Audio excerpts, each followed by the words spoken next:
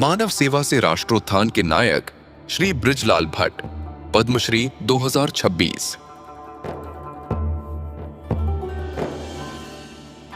दुनिया इसे धरती का स्वर्ग कहती है,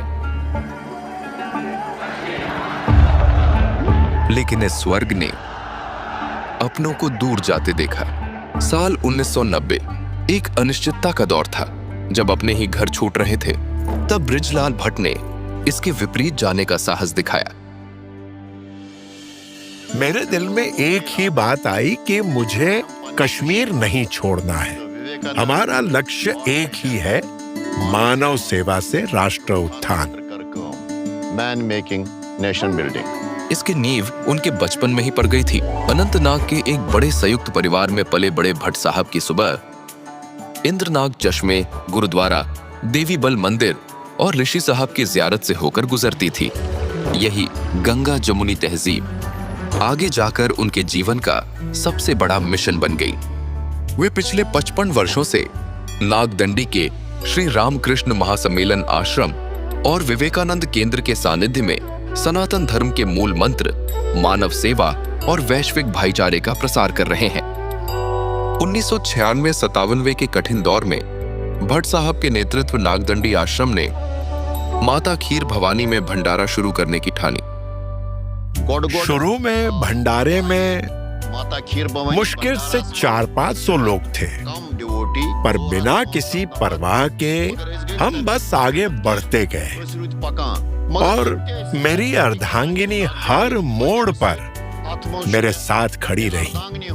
भरपूर साथ ताउन। उनके उस निडर पहेल का रंग आज साफ नजर आता है।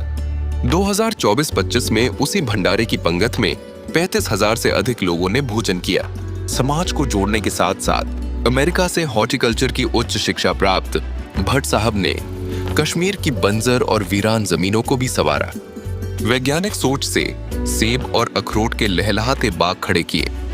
कोल्ड चेन और नई पैकेजिंग से गांव वालों को आत्मनिर्भर बनाया। युवाओं को योग शिक्षा शिविर, संस्कार वर्ग और युवा सम्मेलन द्वारा सही दिशा दिखाई ताकि उनके हाथों में कलम हो।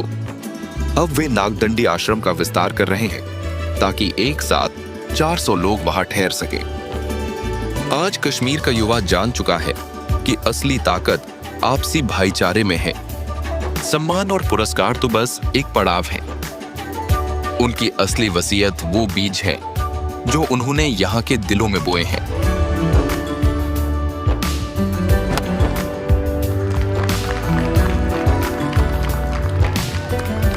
जब हमारे युवाओं का जोश और माता पिता का होश एक साथ आएगा, तभी हमारा कश्मीर फिर से एक खूबसूरत गुलदस्ता बनकर महकेगा।